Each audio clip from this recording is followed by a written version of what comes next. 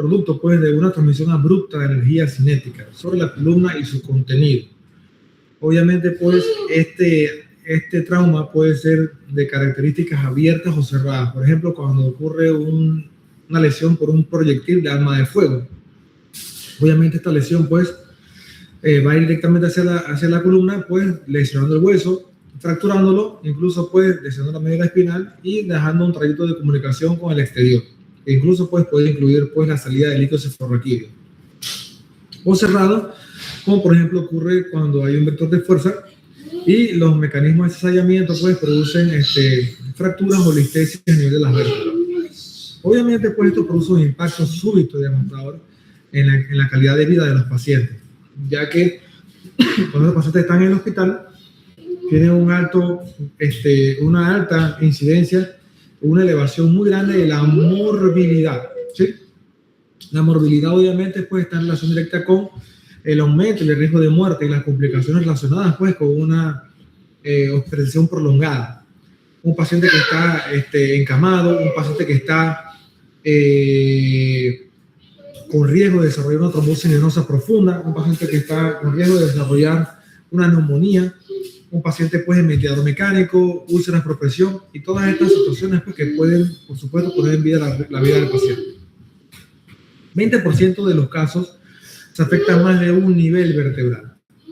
Es muy importante y por esa razón, pues, cuando hay mecanismos de alta cinética, es importante realizar dos estudios de tomografías que involucren, pues, en este caso, pues, un PAN-SCAN. ¿Qué es un PAN-SCAN para aquellos que no conocen el término? Un PAN-SCAN es un estudio donde se puede evaluar la columna cervical, la columna torácica, la columna lumbar, viendo no solamente la parte de la columna, sino también viendo lo que son las estructuras de los tejidos blandos a nivel torácico y abdominal. Y por supuesto, pues se pueden descartar muchas lesiones que pueden estar ocultas a los otros estudios, ¿no? Así que un PAN-SCAN le sirve a los cirujanos en general, ya sea al cirujano, al ortopeda y al neurocirujano, para poder tener un diagnóstico y poder entonces definir el manejo que requiere el paciente. O sea, que un paciente puede tener más de una fractura asociada, ¿sí? Por eso es que hay que realizar pues el PAN-SCAN en regla. Esta lesión o estos traumas pues afectan principalmente más a los jóvenes. Obviamente porque los pacientes jóvenes siempre están más expuestos a lo que es el consumo de las bebidas alcohólicas.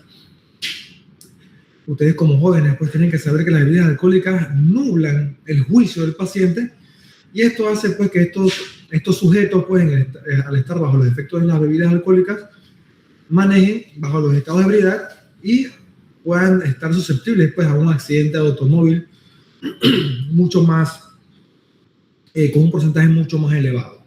Obviamente esta relación se inclina hacia los hombres porque los hombres son los más arriesgados, pues, por decirlo así, en este caso. Y bueno, la mujer usualmente pues, es una víctima de estos accidentes de automóvil porque, bueno, pues a veces es el acompañante pues, de la pareja hombre que va en estado de ebriedad, ¿sí?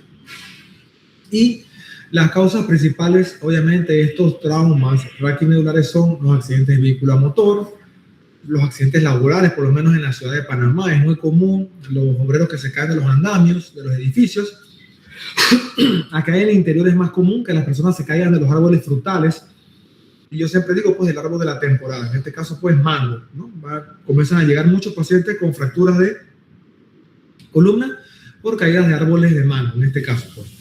Deportivo, pues, en Panamá no se ve mucho, es un poco más difícil verlo, pero en otros países que tienen una población mucho más elevada y países que manejan, pues, otro tipo de cultura, los accidentes deportivos son más comunes. Usualmente, pues, acá las lesiones son más relacionadas, pues, están más relacionadas más que todo con accidentes, pues, tipo pelea, ¿sí? De contacto, pues, pelea de contacto, ¿no? Agresión física.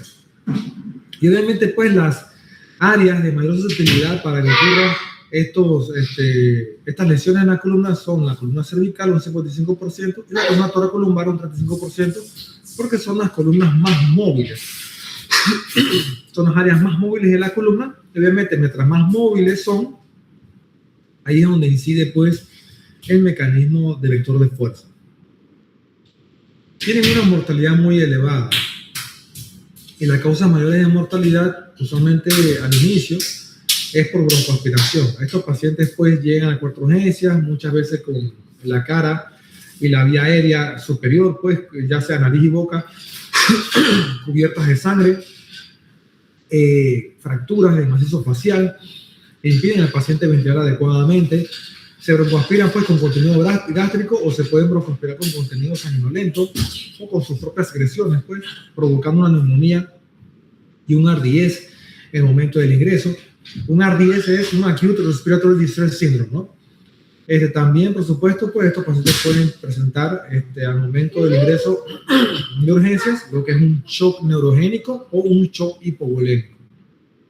El shock neurogénico es una entidad pues, que se caracteriza por bradicardia e hipotensión. Y esto es muy importante que ustedes lo conozcan porque es muy común verlo cuando hay lesiones de la columna cervical y médula cervical principalmente, ¿no? De C1 hasta T2,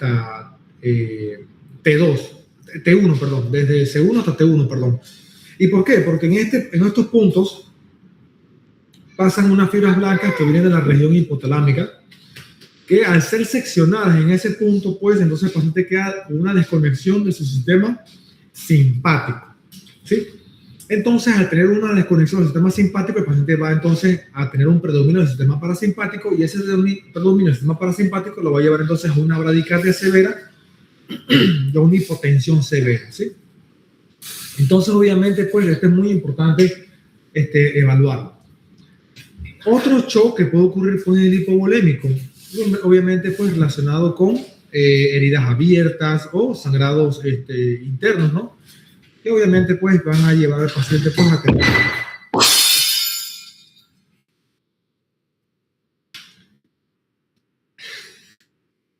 obviamente va a llevar al paciente a tener entonces una complicación. Déjenme un segundito, chicos, que acá ocurrió un accidente aquí en el consultorio y necesitamos arreglarlo, ¿sí? Ya en unos 2 minutos, 3 minutos los atiendo, ¿sí? No se preocupen.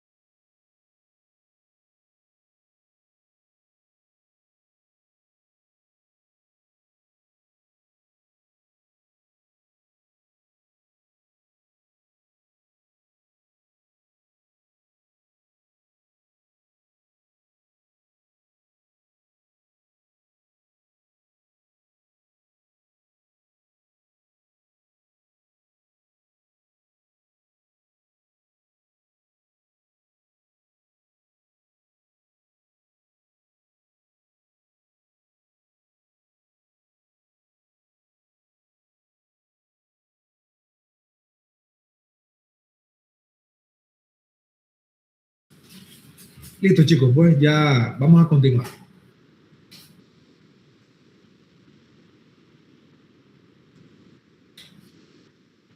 Ok, muy bien. Entonces,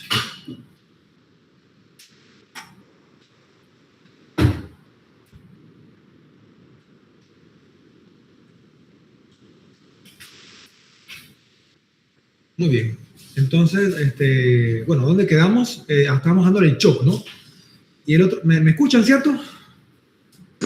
Se le escucha, profe. Muy bien, muy bien. Gracias. Entonces, el otro tipo de shock es el shock hipovolémico, ¿no? Que obviamente está en relación pues con heridas abiertas o sangrados internos, ¿no? Y obviamente pues una de las razones o uno de los estudios pues principales para descartar estos sangrados también, obviamente son los PAN scan, ¿no? Porque nos permiten ver todas estas alteraciones. Y también aquí hay un acápite importante porque este shock hay que corregirlo, ¿no? Obviamente forma parte del aumento de la morbilidad y la mortalidad del paciente. Si un paciente tiene un shock neurogénico, ya con una lesión cervical alta, o una lesión cervical, pues propiamente, principalmente cuando hay una lesión medular completa, hay que darle dopamina a estos pacientes. Dopamina es el vasopresor de elección, ya que es cronotrópico y inotrópico positivo, o sea, aumenta la frecuencia cardíaca y aumenta el gasto cardíaco. También estos pacientes pueden tener como complemento norepinefrina, pero solamente se comienza con una dopamina. El otro tipo de shock es el hipovolémico, obviamente se corrige con cristaloides, pero principalmente pues logrando controlar el sangrado, porque muchas veces estos pacientes llegan al cuarto de urgencias con heridas del cuero cabelludo o con otro tipo de heridas abiertas, y el médico que está en urgencias haciendo la atención de estos pacientes debe de suturar estas heridas para controlar el sangrado. Así que esto es sumamente importante tomarlo en cuenta desde el inicio. Y las complicaciones pues secundarias ya entonces pues son infecciones, úlceras por decúbito y trombosis venosa profunda, como les comenté. Infecciones principalmente pues neumonía y otras infecciones pues, relacionadas con los dispositivos invasivos que tengan. Sonda Foley, catéteres venosos centrales, etc. Entonces, la biomecánica consiste pues en los vectores de fuerza. Depende de la velocidad del impacto, de la magnitud del impacto, de la dirección del impacto, de la resistencia de cada vértebra ante el impacto y la posición del cuerpo en el momento del accidente. ¿Okay? Entonces podemos tener algunos vamos a poner aquí el lapicito para poder mostrarle algunos ejemplos, como por ejemplo flexión.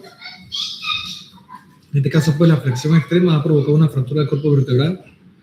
Extensión, ¿no? Un mecanismo de vector hacia atrás va a provocar pues lo mismo, pues la ruptura del ligamento y un teardrop aquí, una fractura que se llama teardrop o fractura en gota de lágrima del cuerpo vertebral. Fracturas por compresión, en este caso pues por una carga axial, ¿no? Ya sea que caigas de cabeza, como por ejemplo los pacientes que se tiran hacia aguas pocas profundas o que te caen un objeto pesado en la cabeza. Distracción, que es obviamente como la palabra lo dice, ¿no? Distraer, ¿no? Jalar, ¿no? Obviamente pues esto produce disrupción. Cizallamiento, obviamente cuando de repente, por ejemplo, el timón está aquí y el frenazo hace que, o el golpe abrupto pues hace que el resto del cuerpo se vaya hacia adelante y la otra parte del cuerpo quede pues detenida pues por el objeto.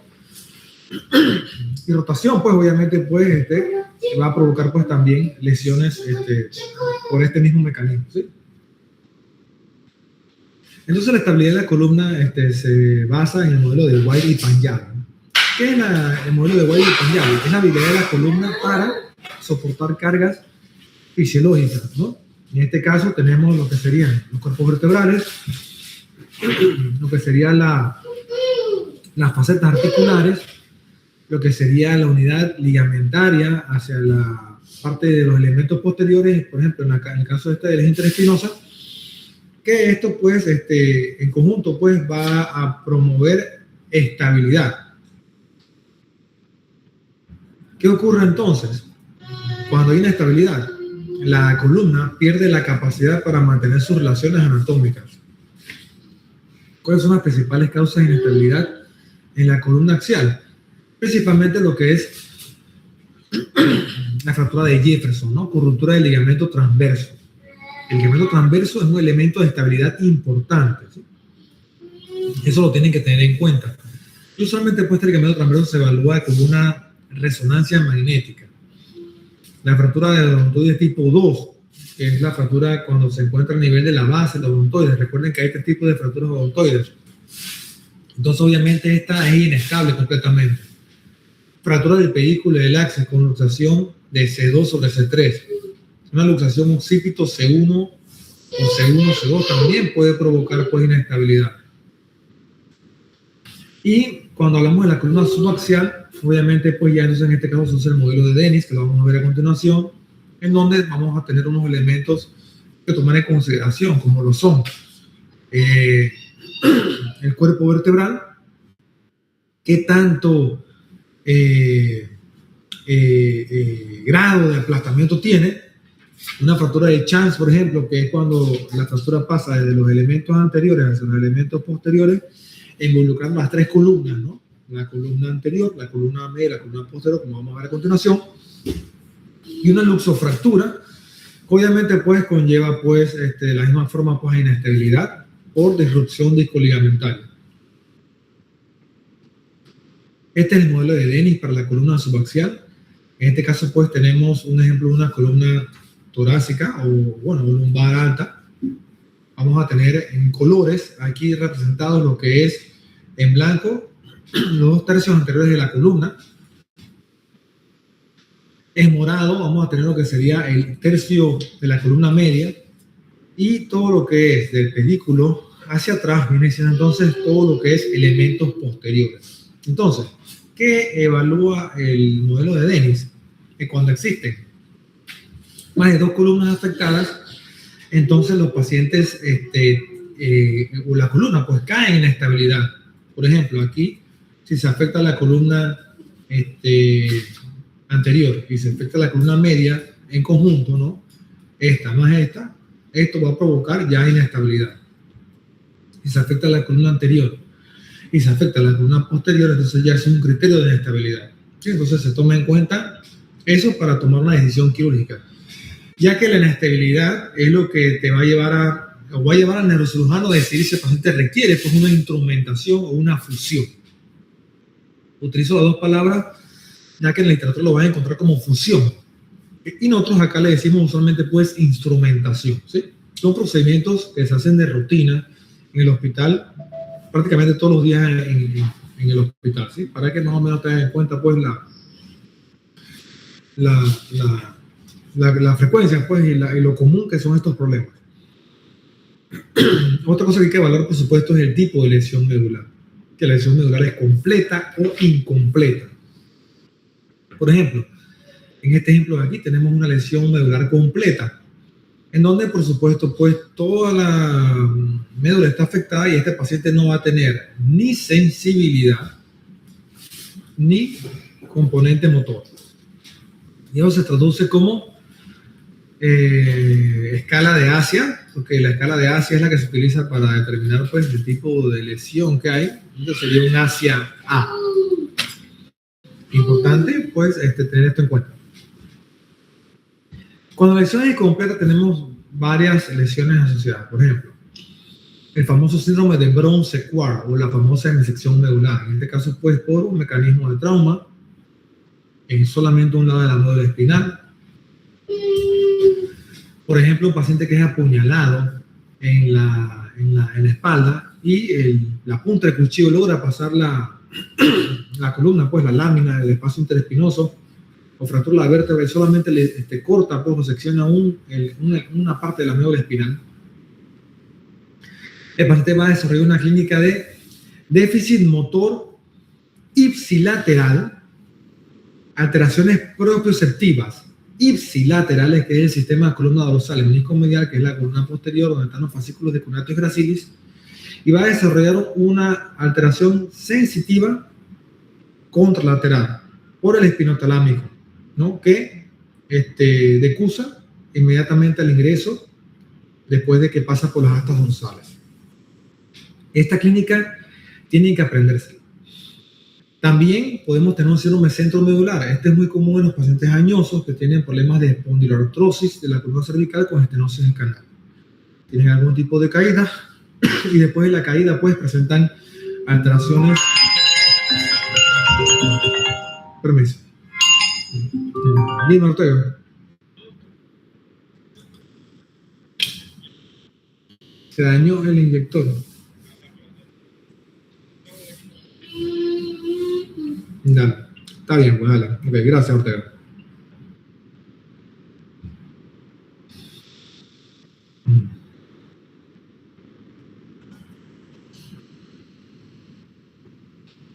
Ok. Dale, Brian, pues admítelo. Ya te mando las órdenes de admisión y lo que tienes que colocar en la historia de admisión. Ok, denme un segundito, chicos, que voy a dar unas órdenes aquí rapidito y ya lo sigo atendiendo, ¿ok?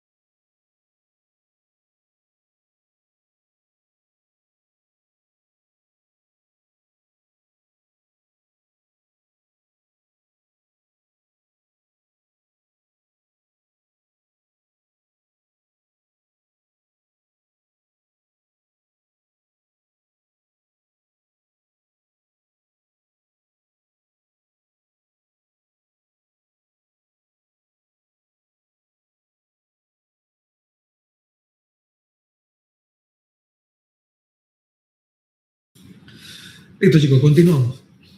Estoy de turno y entonces estaba haciendo admisión ahí rapidito. Bien, entonces continuamos. El síndrome centromedular se caracteriza por tener una clínica en donde el paciente presenta mayor déficit neurológico motor en los miembros superiores que en los inferiores. Incluso muchas veces estos pacientes pueden llegar a 4 urgencias caminando, pero con mayor debilidad en los miembros superiores. Entonces es importante hacer esta diferenciación clínica. Puede haber un síndrome coronal posterior, pero usualmente estos síndromes no son productos de trauma, usualmente estos son síndromes productos de problemas metabólicos. Ya son problemas metabólicos por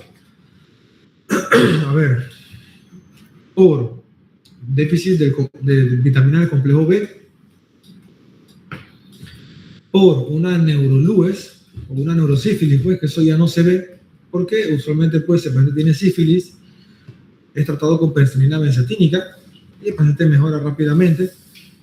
Ya los pacientes no evolucionan hacia sífilis secundaria ni terciaria, que la sífilis terciaria era la que evolucionaba hacia las gomas sifilíticas y hacia las lesiones del sistema nervioso, afectando a las columnas a la columna posterior, que es donde se encuentran los fascículos de Cuneatus y Gracilis. Y por ejemplo, también cuando hay diabetes descompensada, ¿sí? También puede ocurrir pues alteraciones a este nivel.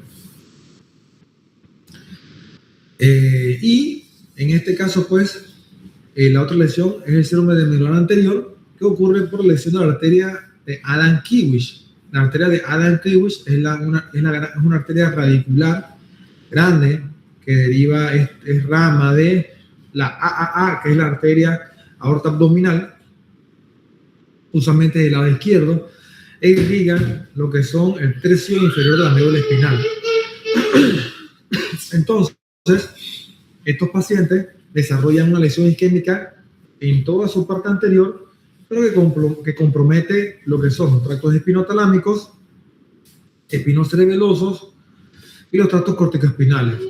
Pero la clínica que se caracteriza porque el paciente va a tener una paraplegia asociada a un dolor intenso a nivel de lo que es la región abdominal, que lleva a la sugestión de que el paciente tiene entonces una disección aórtica. Usualmente la arteria de Adam-Kiewicz, cuando hay disecciones aórticas, pues se puede lesionar por algún trombo, entonces que la compromete. Por ejemplo, aquí tenemos un ejemplo de lesión completa, ¿sí? ¿Qué va a ocurrir? Una lesión importante va a dañar la médula en un nivel específico y el paciente de allí para abajo no va a tener ni sensibilidad ni función motora.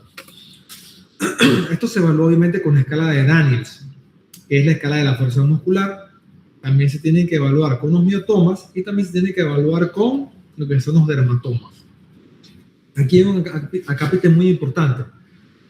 Cuando tienes una lesión medular, el nivel sensitivo puede estar 1 o 2 niveles por arriba o por debajo de la lesión. Entonces, si tienes un paciente con una lesión a nivel de T4, por ejemplo, tienes dermatomédicamente pues un paciente con una lesión en donde debajo de las tetillas no va a tener sensibilidad. Estos pacientes entonces tú sospechas rápidamente que la lesión está a nivel de la vértebra T4. O sea, en conclusión, pues puede estar entre T3 o entre T3 o entre T5, ¿no? ¿Sí? Entonces, estos pacientes pues con el examen físico se puede determinar que no tienen pues lesión. ¿Dónde está el nivel de la lesión? Pues al examen físico semiológicamente. Entonces aproximadamente el 3% de los pacientes con esta lesión completa pueden recuperar en las primeras 24 horas, pero siempre y cuando el paciente se ha intervenido quirúrgicamente, se le da la probabilidad de que evolucione hacia la recuperación. Pero de todas formas, cuando hay una lesión medular muy importante, o mientras más severa sea la lesión medular, menos probabilidades tiene el paciente de recuperar. O si recupera muy poco. Por ejemplo, si un paciente está con una fuerza muscular de 0, según la escala de Daniels, o sea que no tiene ningún movimiento, después de una cirugía puede ser que recupere hacia una fuerza muscular de 1 o 2 máximo, en donde vas a hacer con 1 solamente esbozos de movimiento y 2 tendría solamente movimientos a nivel de una superficie, en donde no podría vencer la gravedad. El choque espinal es una clínica en donde el paciente, después de una lesión importante, después de una pérdida transitoria de todas las funciones neurológicas por debajo del nivel de la lesión, y se caracteriza por una parálisis flácida y arreflexia. Esto es muy importante porque usualmente esto contradice los signos clásicos de motoneurona inferior versus los signos clásicos de motoneurona superior. Porque obviamente estamos hablando de una lesión medular. En este caso, si ustedes como muy bien saben, pues yo siempre les explico a mis estudiantes que hay una mnemotecnia que se llama RAFT, R-A-F-T, en donde la R significa reflejos, la A significa atrofia, la F significa fasciculaciones y la T significa todo. Entonces, ¿qué ocurre? Cuando hay una lesión de la motoneurona superior, o sea, de la médula espinal en este caso, los reflejos están normales, o aumentados o clónicos. Cuando hay una lesión de la motoneurona inferior, los reflejos pueden estar normales, disminuidos o ausentes. Cuando hay una lesión de la motoneurona superior, la atrofia sí se presenta, pero usualmente es una atrofia crónica por desuso de la extremidad. Pero en general, pues, si la evaluamos de forma aguda, no hay atrofia. Cuando hay lesión de la motoneurona inferior, sí hay atrofia, y ocurre atrofia inmediatamente, porque la atrofia es un signo clínico de denervación. Cuando hay lesión de la motoneurona superior, no hay fasciculaciones. Eso es muy importante que lo sepan. Pero en la motoneurona inferior sí se encuentran las fasciculaciones presentes. ¿Qué son fasciculaciones? Son movimientos de grupos musculares aislados.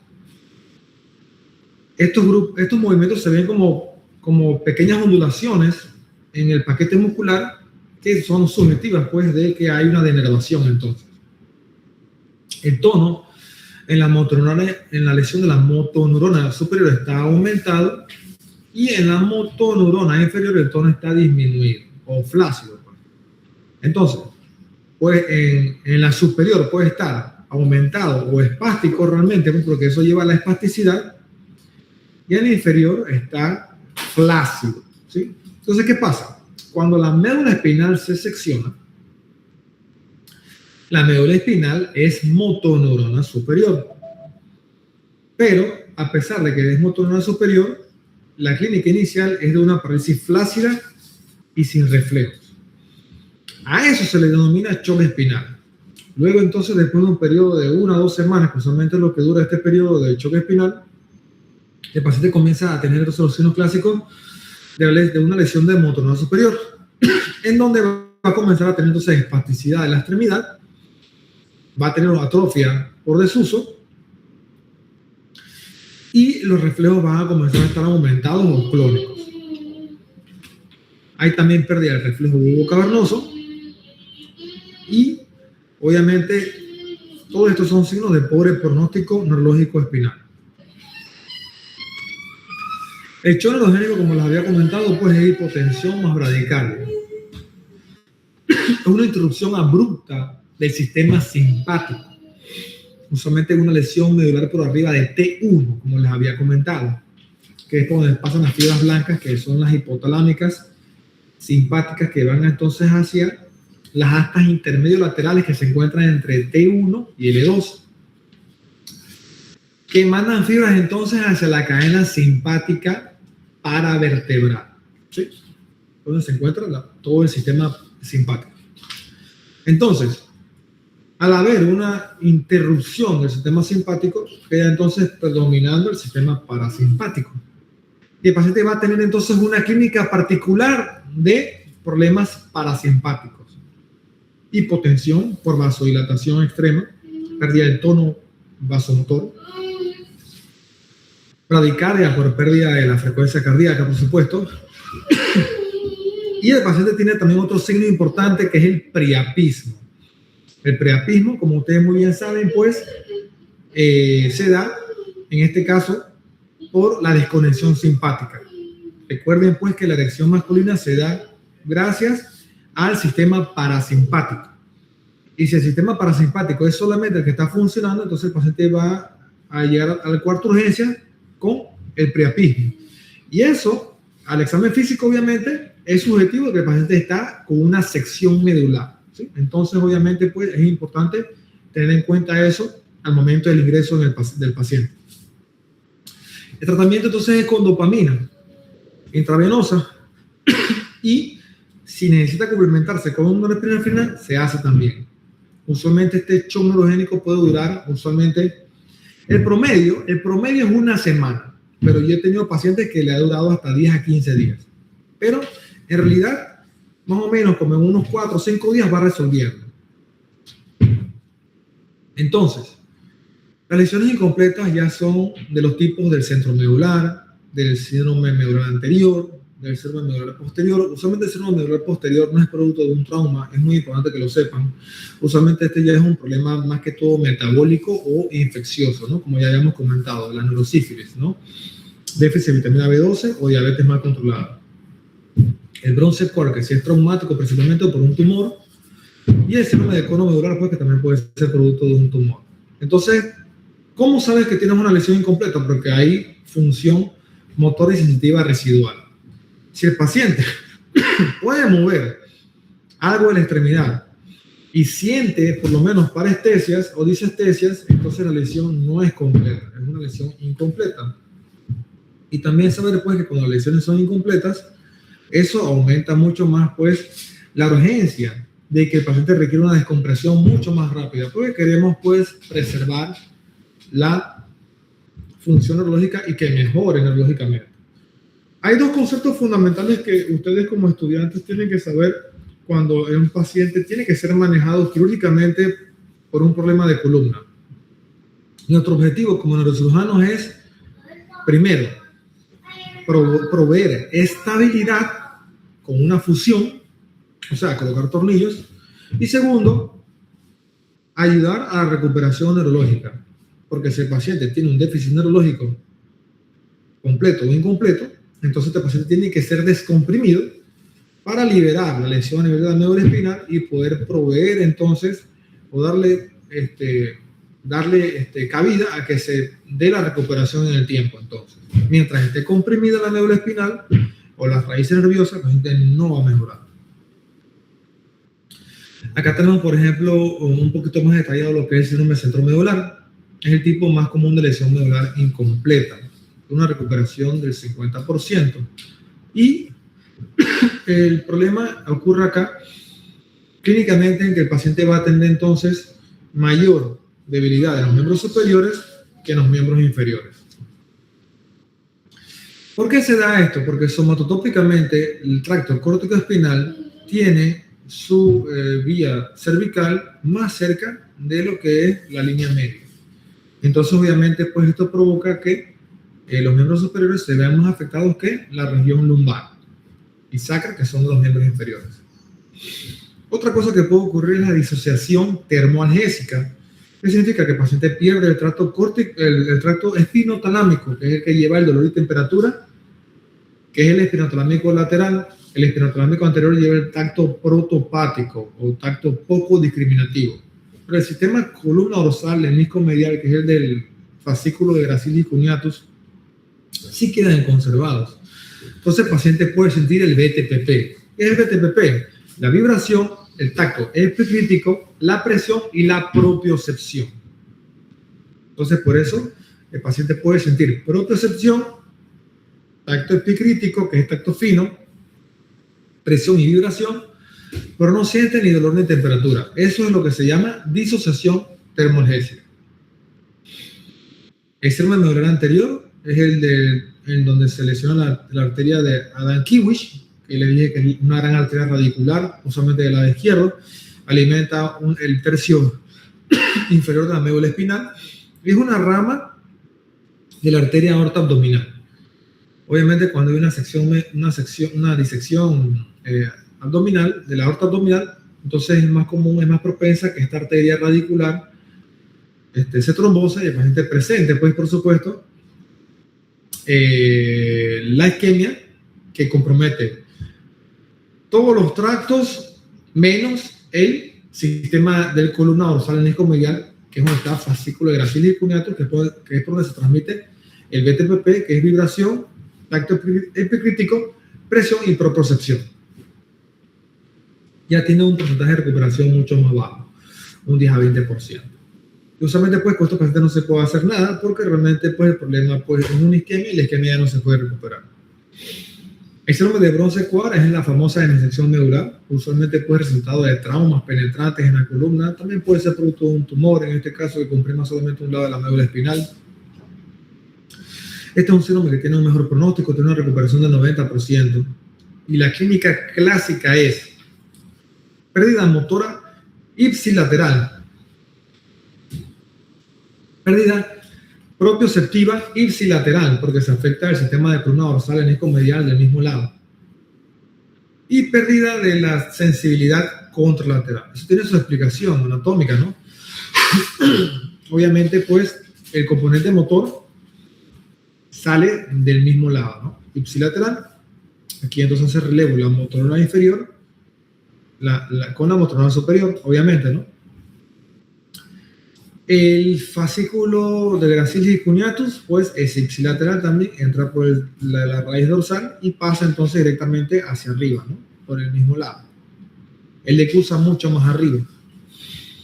Y el espinotalámico sí se ve afectado el contralateral porque el asunto está en que él entra por la raíz dorsal, llega a la sustancia gelatinosa de Rolando, y entonces allí pasa y le cursa hacia el lado contralateral por la comisura blanca anterior, ¿sí? Entonces sube por el espinotalámico contralateral y por eso es que de ese lado pues se afecta, el lado contralateral.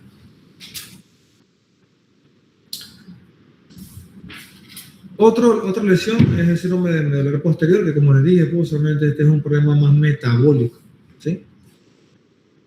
O infeccioso. Y otro problema también, que no es medular exactamente, pero es un problema que compromete el canal espinal, es el síndrome de la caudequina. Y aquí lo más importante es diferenciar entre un síndrome de caudequina y un síndrome de cono medular. La caudequina, que son la cola de caballo, que es las raíces, porque recuérdense que la médula espinal solamente llega hasta el tercio inferior de la vértebra de L1, y para abajo no hay médula espinal, solamente hay raíces. La clínica va a ser particularmente dolor intenso, asociado pues a otras alteraciones que pueden ser esfinterianas. Pero cuando hay un síndrome de cono medular, puede haber dolor, por supuesto, y alteraciones sensitivas, principalmente en silla de montar. Pero el problema principal va a ser de esfínteres. Sí, entonces la diferencia es que en una caudequina hay dolor intenso con alteración de esfínteres asociadas. ¿Sí? Obviamente hay que descartar las causas que pueden producir estos problemas, como lo son un gran disco herniado, ¿sí? Que requiere entonces una cirugía urgente. Aquí está el cuadro que les comentaba, en donde se puede observar las diferencias entre una lesión del cono medular versus una caudequina. La caudequina, pues, puede ser producto de una gran herniación discal, y el cono medular, por supuesto, pues, una lesión traumática o un tumor a nivel del cono medular, que recuerden, el cono medular llega hasta lo que es el tercio inferior de L1.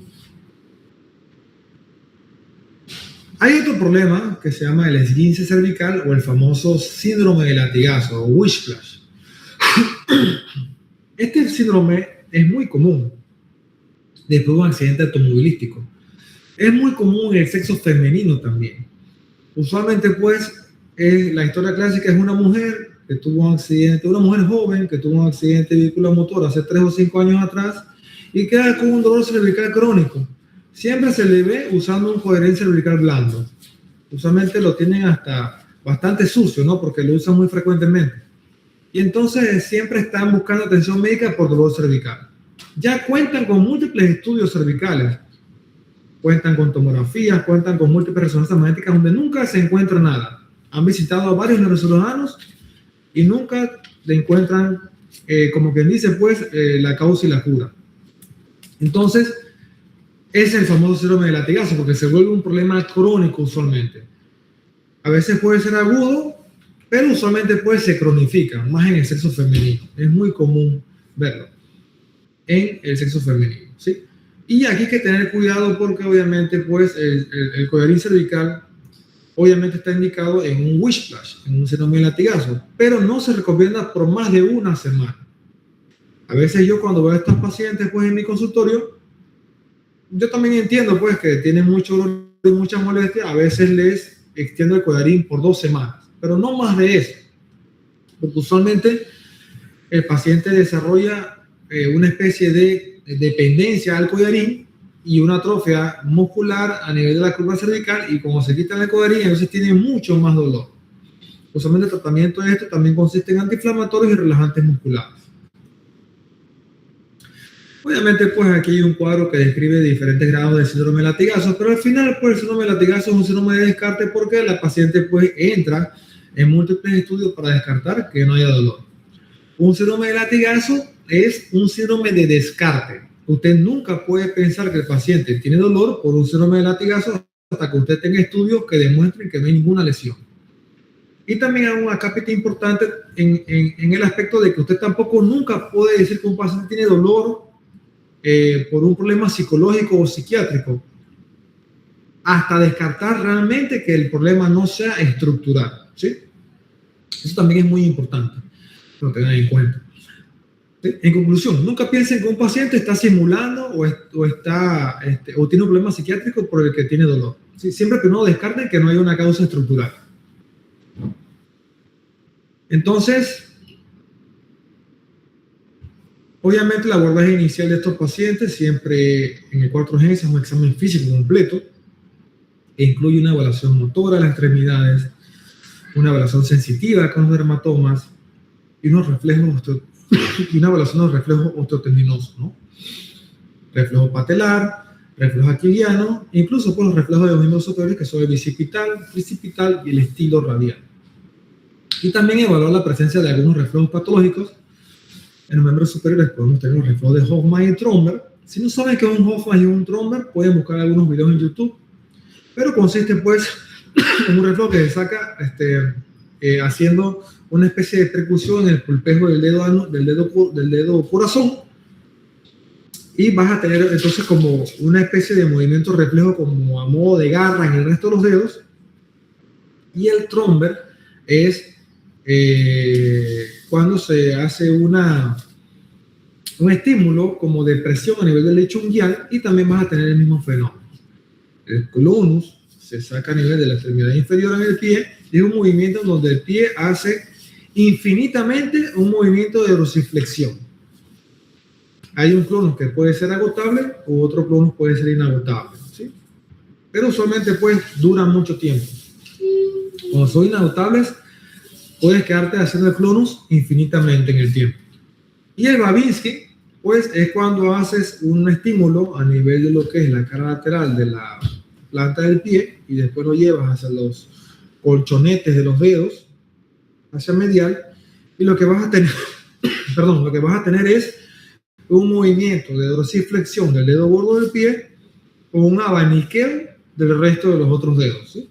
Y eso obviamente indica lesión de la vía córtico-espinal, igual que el clonus.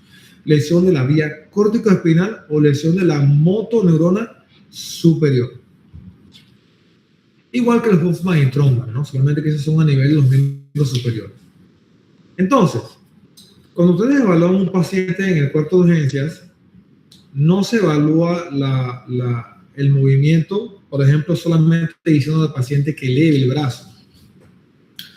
Porque si ustedes solamente le piden al paciente que eleve el brazo, el paciente entonces solamente les va a hacer una función de un solo miotoma, que es el de C5, que es el de la deducción de brazo, elevación del deltoides. Pero no vas a poder evaluar el resto de las otras funciones. Entonces allí vamos a decirles cuáles son las otras funciones. C5, abducción del brazo. C6, extensión de la muñeca. Como cuando uno hace la mímica de parar un taxi, por ejemplo. C7 es extensión del tríceps. C8 es prensión palmar. T1 es abducción de los dedos de la mano, principalmente el dedo meñique. Todo esto se hace contra resistencia, pero entonces evaluar qué tipo de fuerza tiene según la escala de daños. A nivel del tórax, los miotomas no son tan relevantes, por lo cual entonces pasamos directamente a los miotomas de los miembros inferiores. El E2 evalúa la flexión de la cadera. L3 evalúa la extensión de la rodilla. L4 evalúa la dorsiflexión plantar. L5 evalúa la dorsiflexión del hallux. Y S1 evalúa la flexión plantar. Hay que hacer el examen físico por miotomas para poder ver qué raíz es la que está afectada. Y obviamente eso va contra resistencia y utilizamos la escala de Daniels de la fuerza muscular. Porque cuando ustedes evalúan un paciente y lo tienen que presentar, no se presenta como que mueve poquito o mueve nada la extremidad. Se presenta objetivamente con un valor numérico. ¿Cuál es ese valor numérico? 0, no hay movimiento. El paciente está parapléjico completamente. 1, hay esbozo de movimiento. Hay algunos movimientos de algunos paquetes musculares que se pueden visualizar, pero el paciente no logra mover la extremidad sobre la superficie. Fuerza muscular de 2, el paciente logra mover una extremidad sobre una superficie, pero no puede vencer la gravedad. Grado 3, el paciente puede vencer la gravedad, pero no puede vencer la resistencia. O sea, esta es una fuerza que sigue siendo inútil porque el paciente no se puede poner de pie, porque aunque pueda levantar la pierna, no puede vencer el peso de su propio cuerpo. Fuerza muscular de 4, ya entonces esta sí es una fuerza útil porque el paciente puede vencer la gravedad y puede vencer resistencia parcialmente. Y grado 5 es cuando ya la fuerza muscular es completamente normal, así como la que tienen ustedes, ¿no? Y la sensibilidad se evalúa con los dermatomas. Y tienen que sabérselos. C3, C4 son los dermatomas de la región cervical. C3, el ángulo de mandíbula hasta la mitad del cuello. De C4 sería de la mitad del cuello hacia lo que es la región supraclavicular. C5 vendrá siendo deltoides y la cara lateral del brazo. C6 vendrá siendo la cara lateral del antebrazo y el dedo pulgar. C7 vendrá siendo la cara lateral, de la palma de la mano hasta el dedo anular. C8 vendría siendo lo que es la cara medial de la palma de la mano con el dedo meñique y la cara medial del antebrazo. Y T1 vendrá siendo lo que es la cara medial del brazo junto con la axila. Después entonces hay unos key points para poder evaluar de forma más práctica los diferentes miotomas a nivel de la región tóraco-abdominal. T4 es una línea que pasa a nivel de las tetillas. T6 es una línea que pasa a nivel de la apófisis sigmoide. T10 es una línea que pasa a nivel del ombligo. T12 es una línea que pasa por la región inguinal alta. Yo siempre le digo a mis estudiantes lo que sería como la línea alta de su ropa interior. L1 vendría siendo como la línea baja de la ropa interior o la línea inguinal baja. Después ahí tenemos entonces L2 que vendría siendo la mitad, la cara anterior y la mitad del muslo. L3 vendría siendo lo que es la cara anterior y la mitad inferior del muslo y la rodilla. L4 vendría siendo lo que es la cara medial de la pierna, que son la región de los gastrocnemios hasta el tobillo. L5 vendría siendo la cara lateral de la pierna y hace un movimiento de cinnamon roll hacia el dedo pulgar, el dedo gordo del pie o el hallux. Y S1 vendría siendo el resto de los dedos, la planta del pie, una línea que pasa por detrás por los gastrocnemios. S2 vendría siendo como la cara dorsal de la cara posterior, del bíceps femoral. Y S3 y S4 se concentran en lo que serían los glúteos y el ano, ¿no? Obviamente esto es muy importante porque también abarca la zona genital y ahí entonces es donde tenemos, pues, cuando hay una lesión, por ejemplo, el cono medular, la famosa lesión en silla de montar, que obviamente afecta, pues, lo que es región genital y región anal. Y por último, pues, ya casi para terminar, tenemos lo que es la escala de Asia o Frankel, pero Frankel es más antigua, cambia por un simple acápite, Pero al final, pues, la escala más utilizada actualmente es la escala de Asia, en donde hacia A significa lesión completa, ¿sí? O sea, ni siente ni mueve. Entonces, ustedes saben que yo siempre les digo las mnemotecnias, ¿no? Para que se aprendan las cosas más fáciles. Cuando ustedes tienen un hacia A, recuerden que está hasta la. O sea, lo que ustedes quieran, ¿no? Entonces, si está hasta la, o sea, no mueve nada ni siente. Y para que se acuerden, pues el hacia E es que está excelente, o sea, que sí siente y mueve, no tiene ningún tipo de problema. ¿Ok? Entonces ya vienen los intermedios, que vendrían siendo entonces hacia B, en donde no puedes tener movimiento, pero sí tienes algo de sensibilidad. Disestesias, parestesias. Hacia C, entonces ya tienes movimiento, pero usualmente un movimiento no útil, con algo de sensibilidad. Hacia D, entonces ya tienes una fuerza muscular mucho más útil, mayor de 3, y también puedes tener pues alteraciones sensitivas o pueden estar conservadas o alteradas, ¿no? Entonces pues de esa forma pues se pueden acordar fácilmente que el A es lo peor y la E es lo mejor. ¿Qué estudios de imágenes se hacen cuando un paciente llega con un trauma raquidiamedular de 4 urgencias? Se hace siempre una tomografía de columna. Claro, ustedes pueden mandar una placa, pero si el paciente tiene déficit neurológico, la placa ya pierde un poco de utilidad. Ya en este caso está indicada la tomografía para poder evaluar con mucho mayor detalle lo que es el compromiso del canal y también los elementos de inestabilidad, ya que una tomografía te proporciona una imagen y una reconstrucción en 3 dimensiones. En cambio, una simple placa solamente te permite una visión bidimensional en un plano. Claro, hay que seguir algunas reglas básicas. Por ejemplo, si tenemos una placa de columna cervical y obviamente pues saber que, perdón, se tienen que ver las primeras 7, bueno, se tienen que ver las 7 vértebras cervicales. Hay pacientes en los que no se pueden ver las vértebras cervicales completas, entonces se utilizan algunas maniobras como la maniobra del nadador o la tracción de hombros para poder separar lo que es la escápula y la cabeza del húmero de esta región cervical y poder tener una mayor visualización.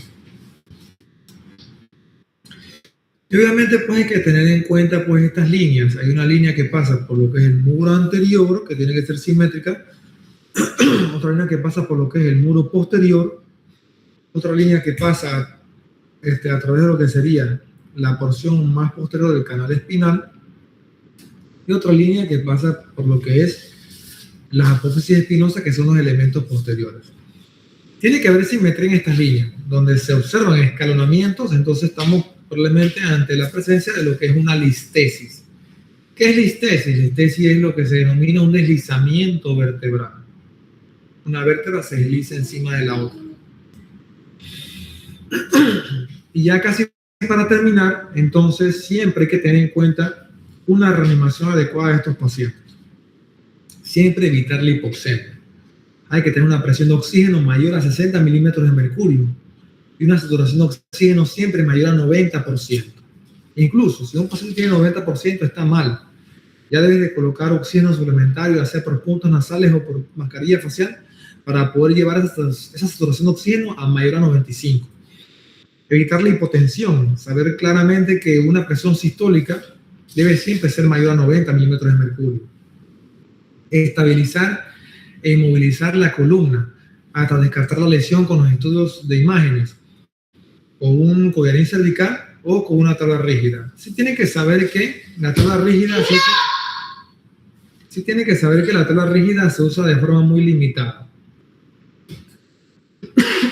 La tabla rígida, cuando el paciente llega a urgencias, se debe de quitar.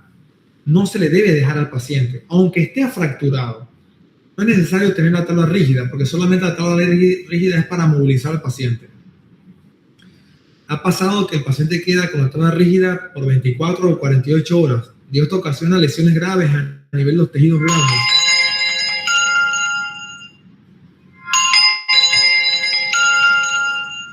Permiso.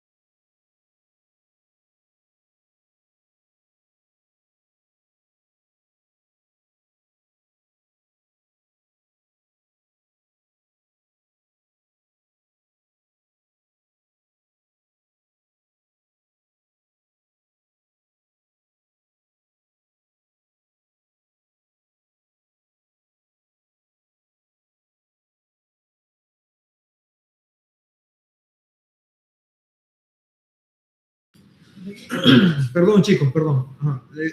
Continuamos, ya casi estamos terminando, ¿sí? Coherencia cervical sí se deja, muchachos. Hasta, o sea, antes y después de incluso la tomografía, si la tomografía tiene lesión, se queda el coher impuesto. Si la tomografía ya no tiene lesión, entonces sí se puede quitar el coherín cervical rígido. Ahí sí no se preocupen, lo pueden quitar con toda seguridad. Evaluación de los reflejos toteminosos, obviamente para descartar lesión de la motoneural superior. Evaluación de las comorbilidades, por supuesto, diabético, hipertenso, cardiópata, tomado anticoagulantes, todas esas cosas hay que evaluarlas porque obviamente son pacientes que potencialmente se van a complicar en cualquier momento.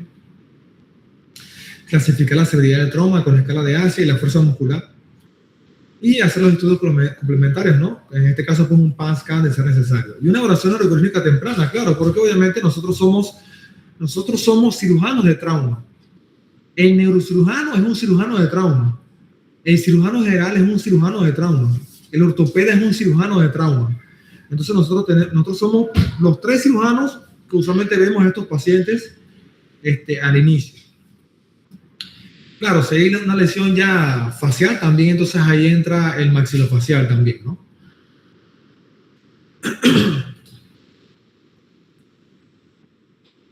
Y bueno, aquí otra cosa importante, la profilaxis de la trombosis profunda, si se coloca siempre y cuando ya se haya descartado riesgo de sangrado. Hipotermia no se recomienda.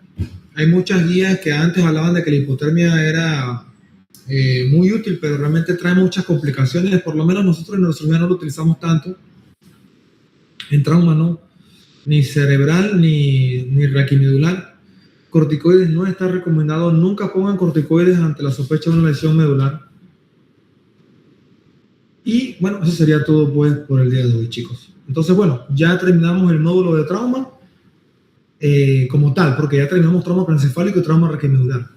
En la próxima clase, entonces, vamos a evaluar lo que sería, lo que sería ya los eventos cerebrovasculares. Si tienen alguna pregunta, chicos, con mucho gusto, a la orden.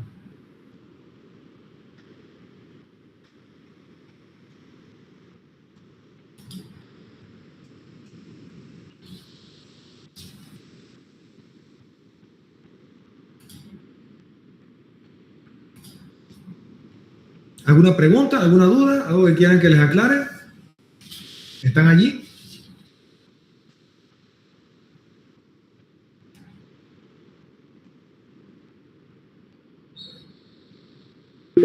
Ya estamos aquí, profe. Por mi parte no tengo preguntas. Gracias. Listo, pues. Ok. Bueno, si no hay preguntas, pues eso sería todo por el día de hoy. Pues. Saludos, chicos, pues, que tengan buenas tardes. Hasta luego. Profe, igual. De la falta de conocimiento de gesto.